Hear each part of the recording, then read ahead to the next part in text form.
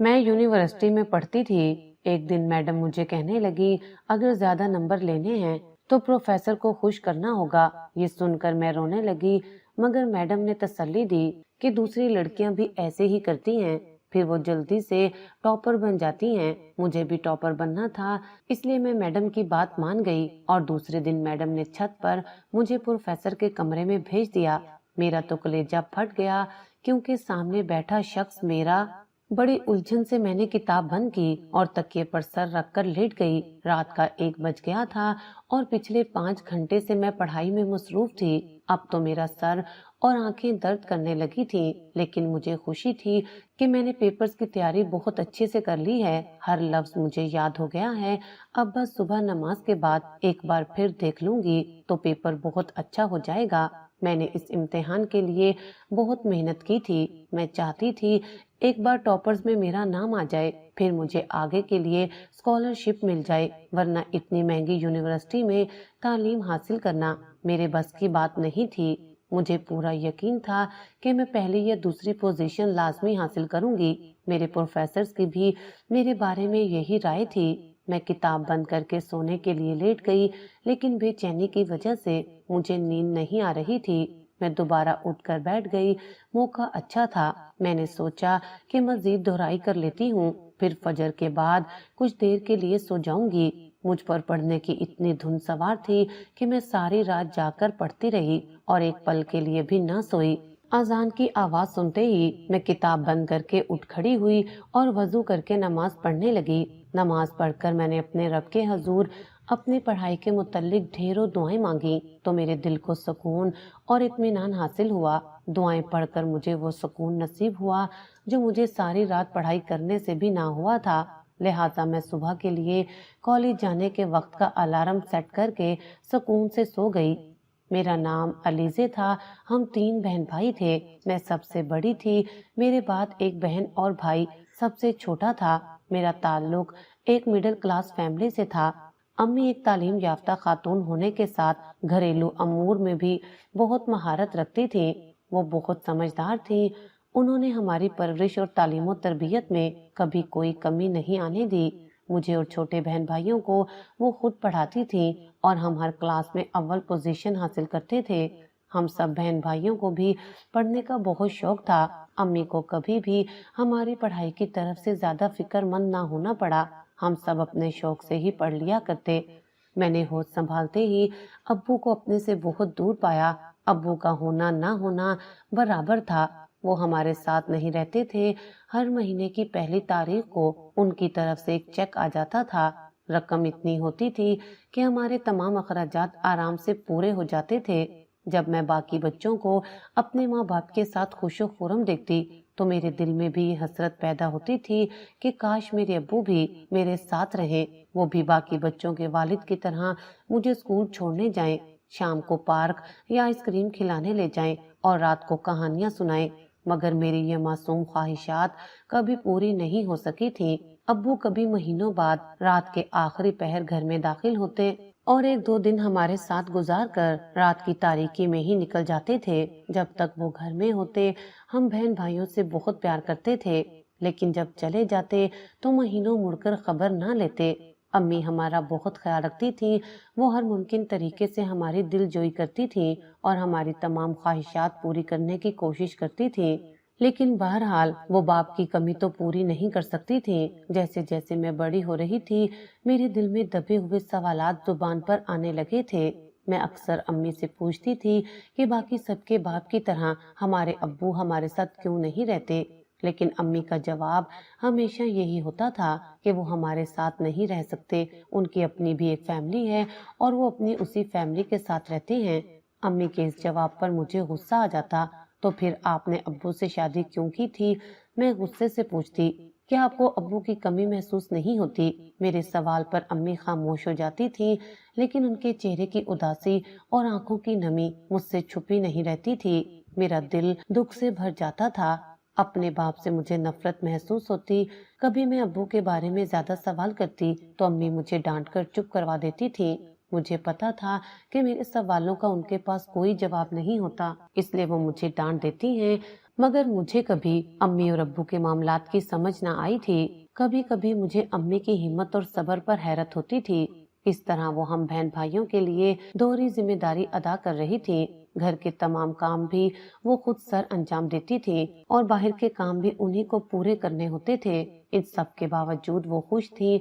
मैंने कभी उनकी जुबान से अब्बू के खिलाफ कोई बात या शिकवा शिकायत नहीं सुनी थी। अब्बू आते तो अम्मी बहुत खुश हो जाती, उनके लिए मजे मजे के खाने बनाती, बल्कि अब्बू को देख कर तो अम्मी हमें भी फरामोश कर देती थी। अम्मी अब्बू से बहुत प्यार करती थी। कभी कभी मुझे अम्मी पर बहुत तरस आता था, लेकिन अगले ही पल गुस्सा आने लगता था। मुझे लगता था कि अम्मी की ही बुज़दिली की वजह से आज अब्बू हमसे दूर थे। अगर अम्मी उनसे लड़ झगड़ कर अपने हक का मुतालबा करती तो शायद आज हालात मुख्तलिफ होते और अब्बू हमारे साथ होते। बचपन की इस महरूमी ने मेरे अंदर गुस्से और नफरत की आग को भड़का दिया था। मुझे अब्बू अपने और अम्मी के मुजरिम लगते। अब मुझे अब्बू का पहले जैसा इंतजार नहीं होता था। वो घर आते भी तो मैं किसी न किसी बहाने ज्यादातर वक्त घर से बाहर ही गुजार देती थी या पढ़ाई के बहाने अपने कमरे में घुसी रहती। इस तरह वक्त गुजरता गया और मैंने एफए कर लिया। मैंने इंटर में बहुत अच्छे नंबर हासिल किए थे, बल्कि पूरे कॉलेज में टॉप किया था। इसलिए मुझे बहुत अच्छी यूनिवर्सिटी में स्कॉलरशिप पर दाखिला मिल गया था। अम्मी नहीं चाहती थी कि मैं उस यूनिवर्सिटी में दाखिला लूं। अम्मी का कहना था कि ये यूनिवर्सिटी बहुत महंगी है और इसकी फीस बहुत ज्यादा है, और इसके अलावा इस यूनिवर्सिटी के बारे में बहुत सी अफवाहें गर्दिश करती रहती हैं। इसलिए मैं किसी और यूनिवर्सिटी में दाखिला ले लूं। लेकिन ये पूरे मुल्क की यूनिवर्सिटीज में टॉप की यूनिवर्सिटी थी और उसकी पढ़ाई बहुत अच्छी थी। इस यूनिवर्सिटी का एक नाम था, जो यहाँ से पढ़कर जाता उसको फौरन अच्छी जगह मुलाजमत मिल जाया करती थी। मेरा ख्वाब था कि मैं इसी यूनिवर्सिटी में तालीम हासिल करूं, और जब मुझे दाखिला भी वजीफे की बुनियाद पर मिल रहा था तो कोई वजह न थी कि मैं उस यूनिवर्सिटी से दूर रहती। मैंने अम्मी से कह दिया कि मुझे इसी यूनिवर्सिटी में पढ़ना है और आप फिक्र न करें, मैं मेहनत करूंगी और वजीफे पर ही अपनी पढ़ाई मुकम्मल करूंगी। और रही अफवाहों की बात, तो आज तक कुछ साबित नहीं हो सका था, बल्कि मुझे लगता था कि ये अफवाहें यूनिवर्सिटी को बदनाम करने के लिए फैलाई गई थी, ताकि यूनिवर्सिटी की मकबूलियत को कम किया जा सके। पहले सेमेस्टर का वजीफा तो मुझे मिल चुका था, लेकिन मुझे अगला स्कॉलरशिप हासिल करने के लिए सेमेस्टर के इम्तिहान में पहली 10 पोजीशन पर आना जरूरी था, तभी मुझे स्कॉलरशिप मिल सकता था। सिर्फ पहले 10 तालिब इल्मों को ही स्कॉलरशिप दिया जाना था। मुझे पूरी उम्मीद थी कि मैं स्कॉलरशिप जरूर हासिल करूंगी। मैंने यूनिवर्सिटी जाना शुरू कर दिया था। यूनिवर्सिटी की दुनिया कॉलेज से काफी मुख्तलिफ थी। मैंने जोरों शोर से पढ़ाई शुरू कर दी। मैं यूनिवर्सिटी ज्यादातर अपनी पढ़ाई पर तवज्जो देती और फजूल कामों से गुरेज करती थी। अगर कोई लेक्चर ना होता तो मैं लाइब्रेरी में चली जाती और किताबों का मुताला करती। क्लास की लड़कियों में मेरी किसी से खास दोस्ती नहीं थी, सिवाय राबिया के। राबिया ने खुद ही मेरी तरफ दोस्ती का हाथ बढ़ाया था। वो मेरे साथ वाली सीट पर ही बैठती थी और मेरे साथ गपशप करती रहती थी, इसलिए उससे मेरी दोस्ती हो गई थी। हम दोनों अक्सर साथ वक्त गुजारती थी। वो भी मेरी तरह मिडिल क्लास फैमिली से ताल्लुक रखती थी। राबिया के अलावा अजहान से भी मेरी अक्सर बातचीत हो जाती थी, बल्कि वो खुद ही मुझे देखकर मेरे पास आ जाता था और हाल अहवाल पूछने लगता था। वो काफी बातूनी था। अक्सर उसकी बातों पर मुझे हंसी आ जाती थी। अजहान भी हमारे डिपार्टमेंट का ही था, लेकिन वो पूरी यूनिवर्सिटी में घूमता रहता था। उस दिन हम दोनों ग्राउंड में बैठी थी कि नताशा चली आई। नताशा भी हमारी क्लास में ही थी। उसको राबिया से कुछ काम था, इसलिए वो राबिया से बात करने आई थी। नताशा काफी फैशनेबल लड़की थी। उसका लिबास भी बहुत गैर मुनासिब होता था। अक्सर वो जीन्स के साथ तंग शर्ट जेबे तन करती थी, जिसका गला काफी गहरा होता था। अगर कभी वो शलवार कमीज पहनती तो उसके बाजू ही ना होते और दुपट्टा भी गायब होता। उसका लिबास देखकर तो कभी कभी हमें भी शर्म आ जाती थी। मुझे समझ नहीं आती थी कि नताशा यूनिवर्सिटी किस लिए आती है, क्योंकि वो ना तो क्लास में आती थी और ना उसको पढ़ाई की कोई फिक्र होती थी। उसका ज्यादातर वक्त कैंटीन में अपने दोस्तों के साथ गुजरता था, जिनमें ज्यादातर लड़के ही होते थे। मुझे लगता था कि नताशा एक अमीर जाति है, जिसे पढ़ाई में दिलचस्पी नहीं, बल्कि वो सिर्फ वक्त गुजारी के लिए यूनिवर्सिटी आती है। मुझे नताशा बिल्कुल पसंद ना थी। नताशा राबिया से कोई बात करके वापस पलट गई थी, जबकि राबिया मेरे पास आ बैठी। मैं राबिया के चेहरे पर वाज़ेह परेशानी महसूस कर सकती थी। میں نے اس سے پوچھا کہ کیا مسئلہ ہے، تم پریشان کیوں ہو؟ تو وہ ٹال گئی، نہیں ایسی کوئی بات نہیں، مجھے یونیورسٹی میں داخلہ لیے ابھی 3 ماہ ہی ہوئے تھے اور رابعہ کی اور میری دوستی کو زیادہ عرصہ نہ گزرا تھا، ہماری دوستی کو ابھی 2 ماہ ہی ہوئے تھے، لیکن میں اتنی بات تو سمجھ سکتی تھی کہ وہ کس وقت پریشان ہوتی ہے اور کس وقت خوش ہوتی ہے۔ اس کے چہرے کے تاثرات اور اس کی اڑی ہوئی رنگت سے میں اس کی پریشانی کا اندازہ آسانی سے لگا سکتی تھی، مگر رابعہ ٹال گئی تو میں نے بھی اسے زیادہ کریدنا مناسب نہ سمجھا۔ مجھے لگا کہ جب وہ میرے ساتھ آرام دہ ہوگی تو خود ہی مجھے اپنی پریشانی کے متعلق بتا دے گی۔ تم نتاشا سے زیادہ میل جول مت رکھو، میں نے اس کو مشورہ دیا تو وہ چونک کر میری طرف دیکھنے لگی۔ کیا مطلب؟ تم کہنا کیا چاہتی ہو؟ اس نے مجھ سے پوچھا۔ نتاشا اس کی دوست تھی، شاید اس کو میری بات پوری لگی تھی۔ وہ ہم سے مختلف ہے، اس کا طرز زندگی ہمارے طرز زندگی سے بالکل الگ ہے، لہٰذا اس کی دوستی نقصان دہ ثابت ہو سکتی ہے۔ میں نے اسے سمجھایا تو شاید اس کی سمجھ میں بات آ گئی تھی۔ اس نے اس بات میں سر ہلا دیا۔ ویسے تو 5-6 پروفیسرز ہمیں پڑھانے آتے تھے، کچھ پروفیسرز تو واقعی ہمیں توجہ سے پڑھاتے تھے، لیکن 2-3 پروفیسرز ایسے تھے جن کا سارا دھیان فضول باتوں اور لڑکیوں کے ساتھ ہنسی مذاق میں لگا رہتا تھا۔ ان میں سے ایک ہمارے ڈپارٹمنٹ کے ہیڈ پروفیسر عقیل تھے۔ وہ اڈھیر عمر آدمی تھے جن کے بچے بھی جوان تھے، لیکن ان کو اپنی عمر کا کوئی خیال نہیں تھا۔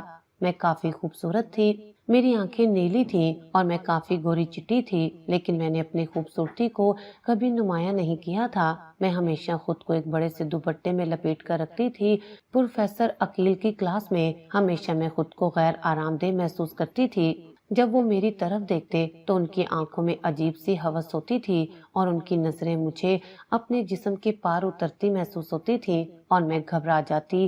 میں نے یونیورسٹی میں یہ بات محسوس کی تھی کہ کچھ لڑکیاں پروفیسرز کے کمرے کے کچھ زیادہ ہی چکر لگاتی تھیں اور پروفیسرز بھی ہر موقع پر انہی لڑکیوں کو آگے رکھتے تھے۔ کوئی بھی ٹیم ورک یا اسائنمنٹ بنانی ہوتی، انہی چند لڑکیوں کو ہیڈ بنا دیا جاتا تھا جن کو کچھ خاص آتا جاتا نہیں تھا، اور ذہین طلباء کو یکسر نظر انداز کر دیا جاتا تھا۔ اذہان ہماری کلاس کا اچھا پڑھنے والا ذہین طالب علم تھا۔ پروفیسر کی اس زیادتی پر اذہان کو بہت غصہ آتا تھا اور اکثر وہ میرے سامنے پروفیسرز کو برا بھلا کہہ کر اپنے دل کی بھڑاس نکالتا رہتا تھا۔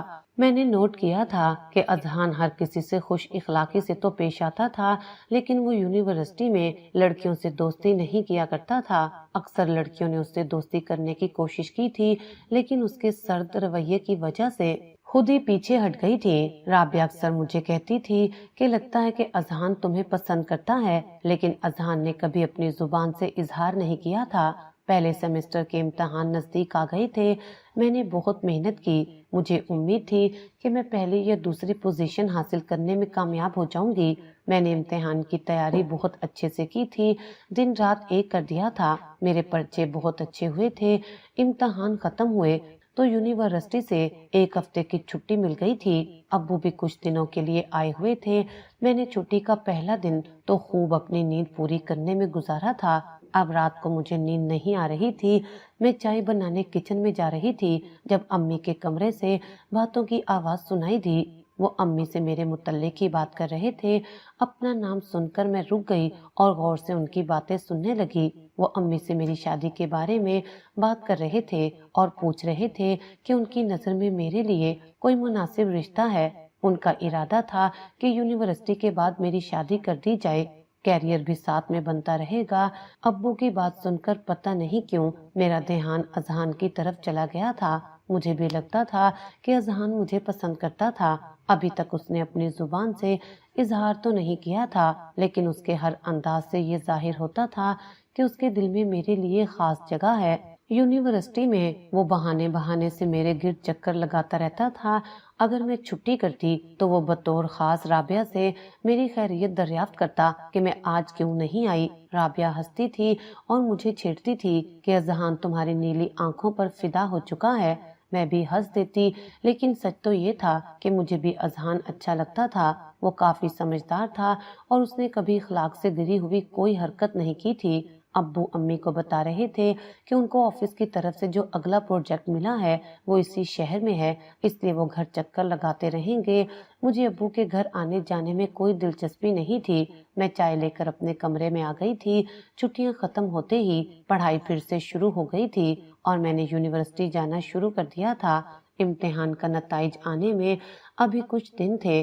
اس دن پروفیسر عقیل نے کہا تھا کہ میری اسائنمنٹ میں کافی غلطیاں ہیں، اس لیے میں یونیورسٹی کے بعد ان سے آفس میں آ کر ملوں، وہ میری غلطیوں کی نشاندہی کر دیں گے۔ میں لیکچرز کے بعد ان کے آفس چلی گئی تھی، لیکن وہ آفس میں نہیں تھے۔ جب پڑھاسی نے مجھے وہیں ان کا انتظار کرنے کا کہا، میں کافی فکر مند تھی کیونکہ آج اسائنمنٹ جمع کروانے کی آخری تاریخ تھی۔ اگر آج پروفیسر سے بات نہ ہوتی تو میری اسائنمنٹ مسترد ہو جانی تھی۔ میں نے 3 دن پہلے ہی اسائنمنٹ جمع کروا دی تھی، لیکن پروفیسر عقیل نے آج مجھے غلطیوں کے بارے میں بتانا تھا، جبکہ آج آخری دن تھا۔ میں بے چینی سے پروفیسر عقیل کا انتظار کر رہی تھی۔ کافی دیر ہو گئی تھی، سب طالب علم بھی چلے گئے تھے اور اب تو کوئی استاد بھی موجود نہیں تھا۔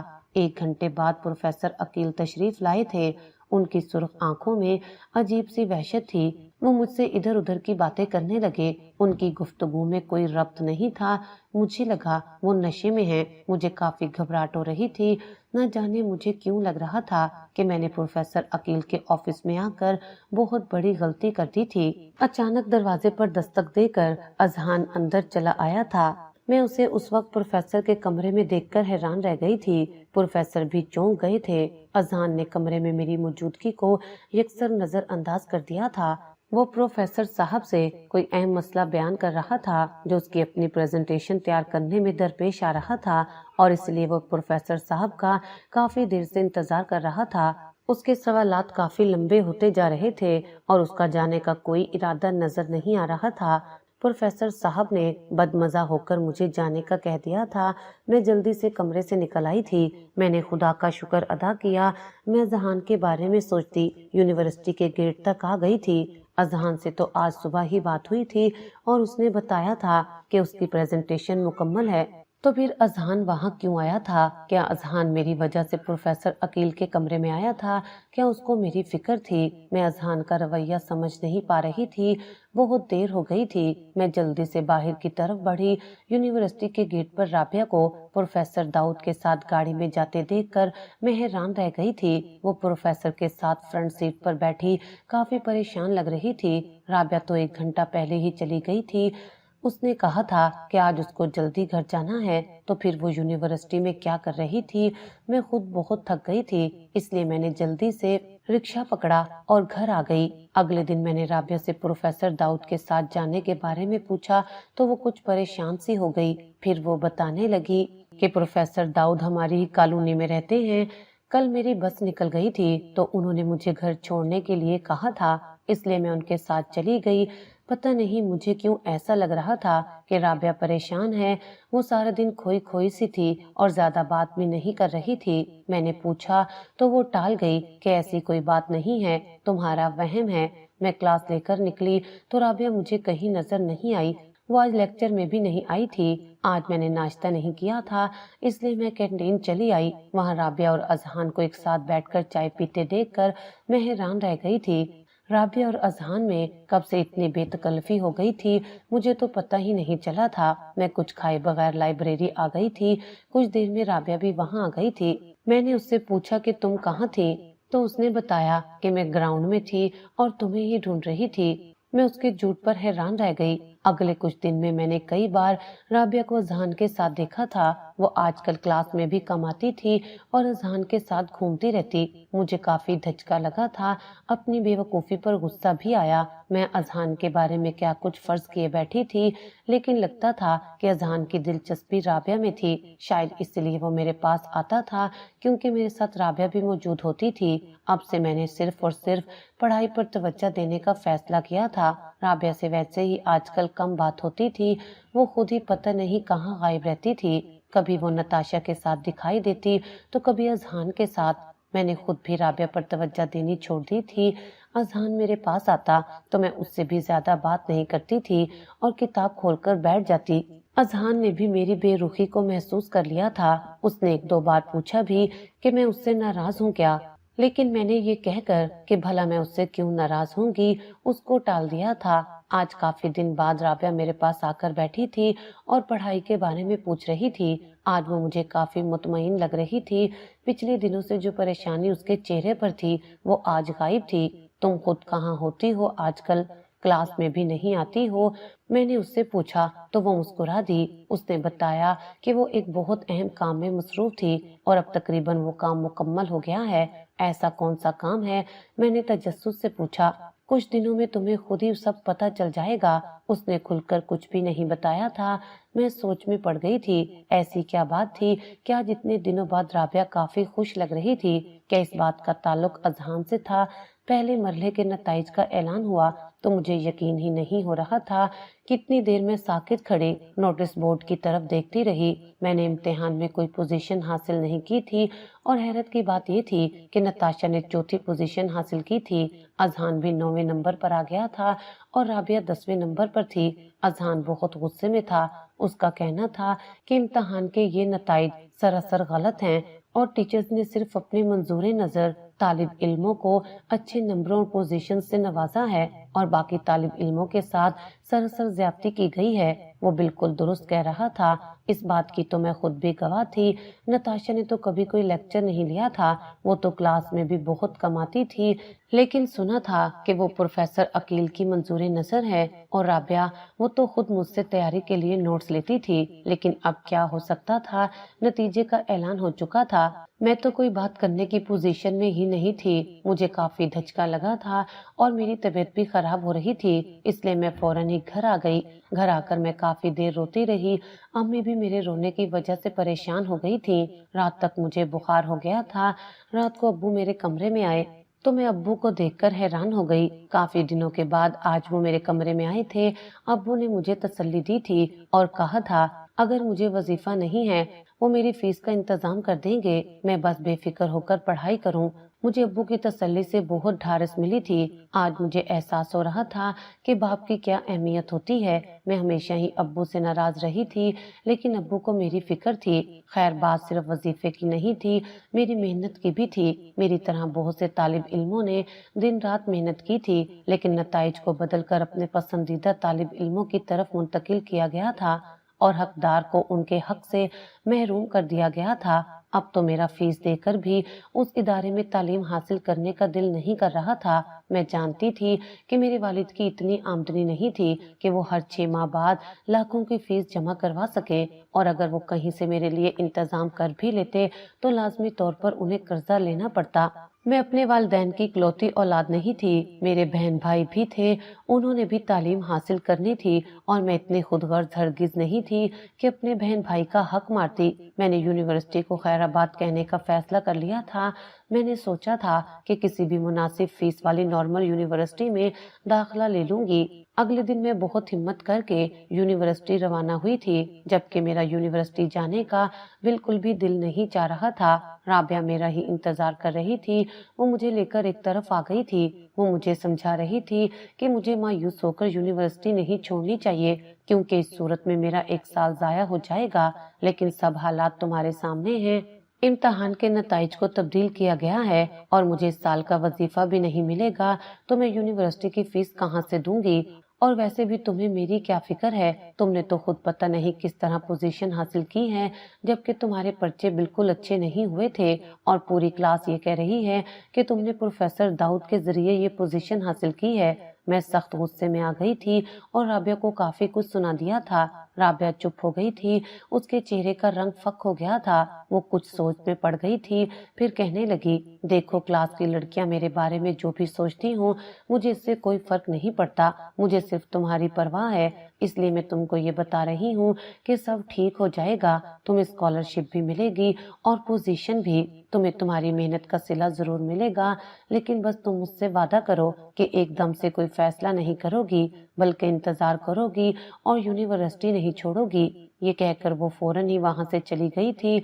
मैं राबिया की बातों पर हैरान रह गई थी। वो ये सब क्या कह रही थी, मुझे कुछ भी समझ नहीं आ रहा था, लेकिन उसको इतनी बातें सुनाने पर अब मुझे शर्मिंदगी हो रही थी। राबिया पता नहीं कहाँ चली गई थी और अजहान भी आज यूनिवर्सिटी नहीं आया था, इसलिए मैं भी जल्दी घर आ गई थी। رابعہ کی بات مان کر میں نے فی الحال یونیورسٹی نہیں چھوڑی تھی اور میں کلاسز میں جاتی رہی تھی۔ اگلے کچھ دن میں مجھے فیس جمع کرانے کا نوٹس مل گیا تھا۔ میرا فیس جمع کرانے کا کوئی ارادہ نہیں تھا، اس لیے میں نے آفس جا کر میڈم کو صاف کہہ دیا تھا کہ یہ فیس میری حیثیت سے بہت زیادہ ہے، اس لیے میں نے یونیورسٹی چھوڑنے کا فیصلہ کیا ہے۔ لیکن میڈم کا کہنا تھا کہ اس سیمسٹر کی فیس مجھے لازمی جمع کروانی ہوگی، تبھی مجھے یونیورسٹی چھوڑنے کا سرٹیفکیٹ دیا جائے گا۔ میں یونیورسٹی کی اس کھلی بدماشی پر حیران رہ گئی تھی، جنہوں نے تعلیم کے حصول کو مذاق بنا دیا تھا۔ میں بہت پریشان ہو گئی تھی۔ میڈم نے میری طرف دیکھا اور رازداری سے کہنے لگی، اگر تم چاہو تو میرے پاس تمہارے مسئلے کا حل ہے۔ وہ کیا؟ میں نے پوچھا۔ اگر تم پروفیسر صاحب کو خوش کر دو تو تمہیں یونیورسٹی بھی نہیں چھوڑنی پڑے گی اور نہ ہی تمہیں کوئی فیس ادا کرنی پڑے گی، اور ٹاپرز میں تمہارا نام بھی آ جائے گا۔ میڈم کی یہ بات سن کر میں دنگ رہ گئی تھی۔ یہ آپ کیا کہہ رہی ہیں؟ میں نے غصے سے کہا۔ سوچ لو، تمہارے ہی فائدے کی بات ہے۔ یونیورسٹی چھوڑنے سے تمہارا سال بھی ضائع ہو جائے گا اور پھر اگلی یونیورسٹی میں بھی تمہیں ایسے حالات پیش آ سکتے ہیں، کیونکہ تعلیمی نظام ہر جگہ ایک جیسا ہے، اور ویسے بھی یونیورسٹی کی بہت سی لڑکیاں یہ کام کرتی ہیں اور فائدہ اٹھاتی ہیں، اور باقی تعلیمی اداروں میں بھی یہی سب ہوتا ہے۔ سوچ لو۔ میں کافی دیر میڈم کی بات سنتی رہی۔ ان کی بات میں وزن تھا، ہر جگہ یہی نظام چل رہا تھا۔ اگر اگلی یونیورسٹی میں جا کر بھی یہی سب کرنا تھا تو یہاں کرنے میں کیا مذائقہ تھا؟ نتاشا اور رابعہ کی مثال میرے سامنے تھی، کیسے بنا کچھ پڑھے وہ ٹاپرز میں شامل ہو گئی تھی، اور باہر جا کر بھی ان کو ہر جگہ ترجیح ملنی تھی، کیونکہ ان کے نمبر اور تعلیمی ریکارڈ کچھ نہ کرتے ہوئے بھی بہت اچھا تھا۔ میں نے فیصلہ کر لیا تھا کہ میڈم کی بات مان لوں گی، اور یونیورسٹی جاتے ہی میں نے میڈم کو اپنے ارادے سے آگاہ بھی کر دیا تھا۔ انہوں نے ایک آنکھ مارتے ہوئے مجھے پروفیسر کے کمرے میں جانے کا کہا تھا۔ میں مردہ قدموں سے پروفیسر کے کمرے کی طرف بڑھنے لگی تھی۔ میں پروفیسر کے کمرے کے باہر کھڑی تھی، میری اندر جانے کی ہمت نہیں ہو رہی تھی۔ دل کر رہا تھا کہ دروازے سے ہی واپس بھاگ جاؤں، لیکن واپسی کا کوئی راستہ نہیں تھا۔ ہاتھ میں پکڑا ہوا فیس کا کاغذ مجھے بار بار اندر جانے پر مجبور کر رہا تھا۔ میری آنکھوں میں آنسو آ گئے تھے۔ بالآخر میں دروازہ کھول کر اندر داخل ہو گئی تھی۔ کمرے میں اندھیرا تھا، شاید لائٹ چلی گئی تھی۔ کھڑکی سے آتی ہلکی ہلکی روشنی میں نے غور سے دیکھا، کوئی شخص دوسری طرف منہ کیے کھڑا کوئی فائل دیکھ رہا تھا۔ آہٹ پر اس شخص نے پلٹ کر دیکھا، میرے پاؤں تلے سے زمین نکل گئی تھی۔ میں دم بخود اس شخص کا چہرہ دیکھ رہی تھی۔ میں نے آنکھیں مل کر دوبارہ باغور دیکھا۔ ایک دھماکے سے پورا کمرہ روشن ہو گیا تھا، کسی نے کمرے کی لائٹ آن کر دی تھی۔ میرے سامنے ابو کھڑے تھے۔ میں بھاگ کر ابو سے لپٹ گئی تھی۔ میں رو رہی تھی۔ ابو مجھے روتے دیکھ کر حیران ہو رہے تھے۔ وہ پوچھ رہے تھے کہ مجھے کیا ہوا ہے، میں کیوں رو رہی ہوں۔ اچانک محلہ کمرے کا دروازہ کھلا اور کمرے سے نکلتے اذہان کو دیکھ کر تو مجھے سچ میں چکر آ گیا تھا۔ وہ مجھے گہری نظروں سے دیکھتے آگے بڑھ گیا تھا۔ اذہان یہاں پروفیسر کے کمرے میں کیا کر رہا تھا؟ میری حیرت کی انتہا نہیں تھی۔ میں نے جلدی سے کمرے میں جھانک کر دیکھا۔ کمرے میں پروفیسر عقیل اپنی ٹیبل پر بیٹھے ہوئے تھے۔ وہاں دو افراد اور بھی موجود تھے جو ان کے سامنے کھڑے تھے۔ ان کے ہاتھ میں کچھ کاغذات تھے جو وہ پروفیسر کو دکھا رہے تھے۔ پروفیسر عقیل کے چہرے پر مردنی چھائی ہوئی تھی۔ یہ سب کیا ہو رہا تھا؟ مجھے کچھ سمجھ نہیں آ رہا تھا۔ میں گھبرا کر باہر نکل آئی تھی۔ کلاس روم کی طرف جاتے ہوئے میری نظر میڈم پر پڑی۔ دو افراد کے ساتھ وہ پارکنگ کی طرف جاتی ہوئی دکھائی دے رہی تھی۔ ان کے چہرے پر ہوائیاں اڑ رہی تھیں۔ پھر میں یونیورسٹی بھی نہیں رکی، سیدھی گھر آ گئی تھی۔ گھر آ کر بھی میں آج پیش آنے والی صورتحال کے بارے میں سوچتی رہی۔ یہ سب کیا تھا؟ ابو پروفیسر عقیل کے آفس میں کیا کر رہے تھے؟ کیا ان کو میرے بارے میں پتہ چل گیا تھا؟ اذہان وہاں کیوں موجود تھا؟ اور وہ دو آدمی کون تھے؟ میڈم کو کون لوگ اپنے ساتھ لے جا رہے تھے؟ تجسس کے مارے میری بری حالت تھی۔ مجھے ڈر بھی لگ رہا تھا، کہیں ابو کو میرے بارے میں سب پتہ تو نہیں لگ گیا تھا۔ شاید اس لیے ابو وہاں آ گئے تھے۔ شام کو ابو گھر آئے تو اذہان بھی ساتھ تھا۔ اذہان کو دیکھ کر تو میری آنکھیں پھٹی کی پھٹی رہ گئی تھیں۔ خاکی رنگ کی آرمی کی وردی میں، سر پر کیپ سجائے، وہ بہت ہی پیارا لگ رہا تھا۔ حیرت کی بات تو یہ تھی کہ وہ ابو کو سر سر کہہ کر مخاطب کر رہا تھا۔ مجھے لگ رہا تھا کہ میں کوئی خواب دیکھ رہی ہوں۔ ابو نے مجھے ڈرائنگ روم میں ہی بلا لیا تھا۔ میں بھی سب کچھ جاننے کے لیے بے چین تھی۔ ابو نے کہا تھا کہ اب تم اتنی بڑی ہو گئی ہو کہ تمہیں سب حقیقت بتائی جا سکتی ہے۔ ابو نے بتایا کہ میرا تعلق آرمی کی خفیہ ایجنسی سے ہے اور اس ایجنسی کے تمام لوگوں کو اس قدر خفیہ رہنا پڑتا ہے۔ بعض اوقات تو ہمیں اپنے ساتھیوں کا بھی علم نہیں ہوتا۔ یہ خفیہ ایجنسی اس لیے بنائی جاتی ہے تاکہ ہم دشمن کے اندر رہتے ہوئے دشمن کے تمام راز اور کمزوریاں جان سکیں۔ ابو نے جو کچھ بتایا وہ سن کر تو مجھے اپنے کانوں پر یقین نہیں آ رہا تھا۔ ابو خفیہ آرمی کے افسر تھے اور مجھے کبھی اندازہ بھی نہیں ہوا تھا۔ ابو نے بتایا کہ ابو کا تعلق جس ونگ سے تھا اس ونگ کے سپاہی کبھی بھی کسی کے سامنے نہیں آتے تھے اور خفیہ طور پر پس پردہ رہتے ہوئے اپنا مشن پورا کرتے تھے۔ پوری ذمہ داری سے اپنی ڈیوٹی سر انجام دیتے ہوئے ابو نے ہزاروں کامیاب مشن سر انجام دیے تھے، ہزاروں دہشت گردوں کو پکڑا تھا اور دشمنوں کے کئی منصوبے خاک میں ملائے تھے، لیکن ملک و قوم کی اس خدمت میں ابو نے بہت بڑی قربانی دی تھی۔ ہمیشہ اپنی بیوی بچوں سے دور الگ زندگی گزاری تھی، کبھی کسی شہر، کبھی کس شہر تو کبھی کس شہر، کبھی کس بھیس میں تو کبھی کس روپ میں، کیونکہ سامنے آنے کا مطلب اپنے خاندان کو بھی خطرے میں ڈالنا ہوتا ہے۔ دشمن اس سے فائدہ اٹھا سکتا ہے، اس لیے خفیہ ایجنسی کے لوگ کبھی اپنا آپ ظاہر نہیں کرتے اور ہمیشہ چھپ کر اور بھیس بدل کر رہتے ہیں۔ امی ابو سے کبھی شکایت کرتی تو ابو کہتے تھے کہ میری دوسری فیملی کو میری ضرورت ہے۔ امی بھی مجھے ٹالنے کے لیے یہی کہہ دیا کرتی تھی کہ ابو کی دوسری فیملی بھی ہے، جس سے مراد وطن عزیز کے لوگ ہوتے تھے، جبکہ میں دوسری فیملی سے ابو کی دوسری بیوی اور بچے سمجھتی رہی اور ہمیشہ بدگمانی کا شکار رہی۔ ابو نے بتایا کہ ان کے افسروں کو کافی عرصے سے یونیورسٹی میں کرپشن، منشیات کے استعمال اور لڑکیوں کی ترسیل کی مسلسل شکایات وصول ہو رہی تھی، اور یہ بھی کہا جا رہا تھا کہ ایک بہت بڑا مافیا یہاں سرگرم عمل ہے، لیکن اس مافیا کو مقامی پولیس کی مکمل حمایت حاصل ہے، اس لیے ابھی تک یہ مافیا قانون کی گرفت سے بچا ہوا ہے۔ آفیسرز کی طرف سے ابو کو یہ کام سونپا گیا تھا کہ وہ تمام صورتحال کا جائزہ لیں اور ذمہ داریوں کے خلاف ثبوت اکٹھے کریں تاکہ ان کو ان کے جرائم کی سزا دی جا سکے۔ اس سلسلے میں آرمی کے کئی افسر بھی ابو کی مدد کر رہے تھے۔ اذہان کا تعلق بھی آرمی سے تھا۔ اس نے یہ مشن پورا کرنے کے لیے ایک طالب علم بن کر یونیورسٹی میں داخلہ لیا تھا تاکہ یونیورسٹی کے اندر رہتے ہوئے تمام حالات کا جائزہ لے سکے اور ثبوت اکٹھے کر سکے۔ آگے کے حالات اذہان نے بتائے تھے۔ اذہان کو پتہ چلا تھا کہ یونیورسٹی میں لڑکیوں کو نہ صرف غلط کام کے لیے مجبور کیا جاتا تھا بلکہ ان کی ویڈیوز بنا کر انہیں بلیک میل بھی کیا جاتا تھا۔ اس کے علاوہ ان لڑکیوں سے منشیات کی خرید و فروخت بھی کروائی جاتی تھی۔ اذہان نے ایسی لڑکیوں کا اعتماد حاصل کر کے ان کو اپنی مدد کے لیے آمادہ کیا اور اپنے کام میں اپنے ساتھ شامل کیا، جو پروفیسرز کی زیادتیوں کا شکار تھیں اور تھک چکی تھیں، بلکہ اب وہ صرف خودکشی کرنے کا سوچ رہی تھی۔ رابعہ بھی انہی لڑکیوں میں سے ایک تھی جس کو دھوکے سے سب کام میں ملوث کیا گیا تھا۔ پروفیسر داؤد نے اس کو نہ صرف دھوکے سے اپنے جال میں پھنسایا تھا بلکہ اب وہ اسے مسلسل بلیک میل کر رہے تھے۔ اذہان سے رابعہ کا میل جول بھی اسی سلسلے کی ایک کڑی تھی۔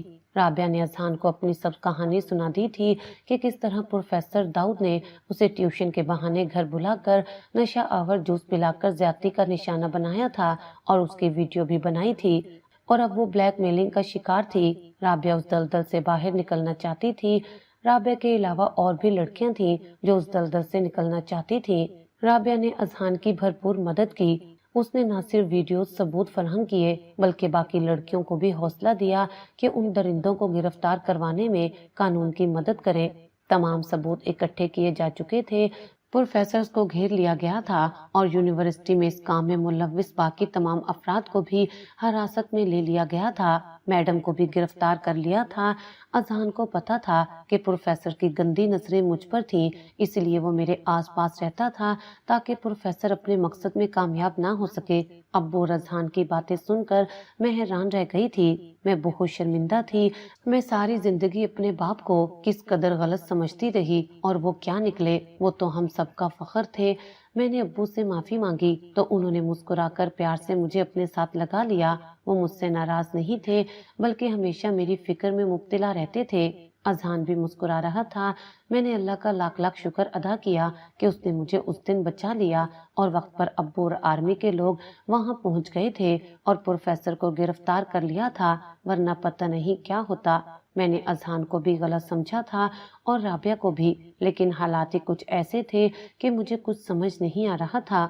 یونیورسٹی میں تو آپریشن کو بہت زیادہ خفیہ رکھا گیا تھا، لیکن اس کے باوجود میڈیا کو پتہ نہیں کیسے اس سارے معاملے کی خبر ہو گئی تھی اور اب زور و شور سے بار بار یہی خبریں چلائی جا رہی تھی۔ ملوث پروفیسرز اور سٹاف کے چہرے ٹی وی پر دکھائے جا رہے تھے۔ کہا جا رہا تھا کہ ملزمان کو نامعلوم مقام کی طرف منتقل کر دیا گیا ہے اور ان کو قرار واقعی سزا ملے گی۔ پروفیسرز کا سارا کیریئر تو تباہ ہو ہی گیا تھا، ساتھ وہ کسی کو منہ دکھانے کے قابل بھی نہیں رہے تھے۔ ان کے گھر والے اور خاندان والے بھی بدنام ہو چکے تھے۔ نہ جانے کتنے لوگوں کی بد دعائیں ان کے ساتھ تھیں۔ بے شک برے کام کا برا ہی انجام ہوتا ہے۔ میں نے دل میں سوچا اگلے کچھ دنوں میں یونیورسٹی کے حالات یکسر تبدیل ہو گئے تھے۔ نئے پروفیسرز اور عملے نے یونیورسٹی کا انتظام سنبھال لیا تھا۔ امتحانی پرچوں کی بھی دوبارہ سے چیکنگ کی گئی تھی اور اصل نتیجے کا اعلان کیا گیا تھا۔ میں نے اول پوزیشن حاصل کی تھی۔ میری خوشی کی انتہا نہیں تھی۔ پڑھائی دوبارہ سے شروع ہو چکی تھی۔ مجھے رابعہ اور اذہان کی بہت کمی محسوس ہو رہی تھی۔ رابعہ کچھ دن بعد یونیورسٹی آ گئی تھی اور اسے دیکھ کر میں بہت خوش ہو گئی تھی۔